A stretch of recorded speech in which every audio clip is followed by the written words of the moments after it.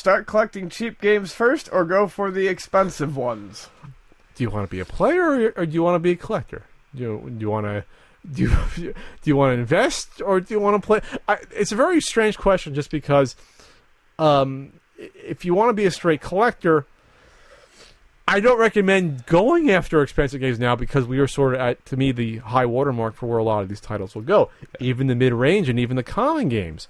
If a Contra's costing you $35, and that's a dirt common game, I don't think you should be collecting Color a Dinosaur or Power Blade 2 going for $300. That's insane to me. Right. To want to do that.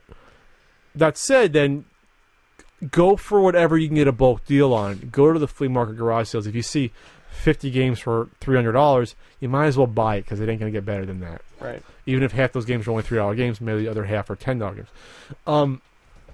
If this was 5 years ago, I would say buy the expensive games first.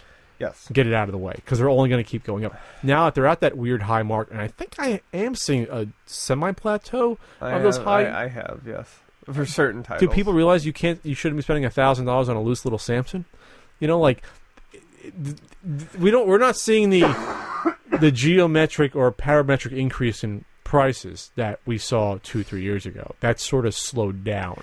If things are still going upwards, and they might be, they're going up very slowly.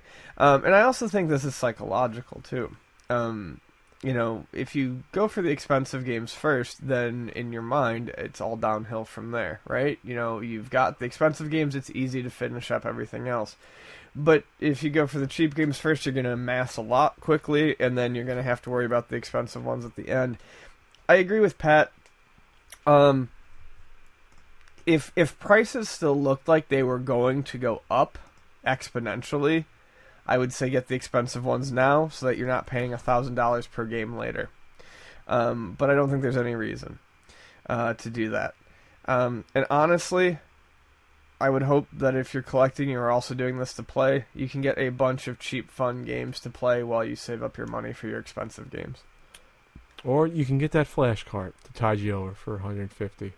Evil, but I know. If you're playing, but if this is a straight collecting question, honestly, if it's straight collecting, just go for what you can afford, and collecting. Wait for a deal on the expensive stuff. If you take a year, buy cheap shit. If the prices are still going up on the expensive ones, buy them. If they start to go down, wait another year. But from what I've seen, we have seen a plateau. Yeah, maybe not. There hasn't been a crash, but there's always the plateau before decline for the most part.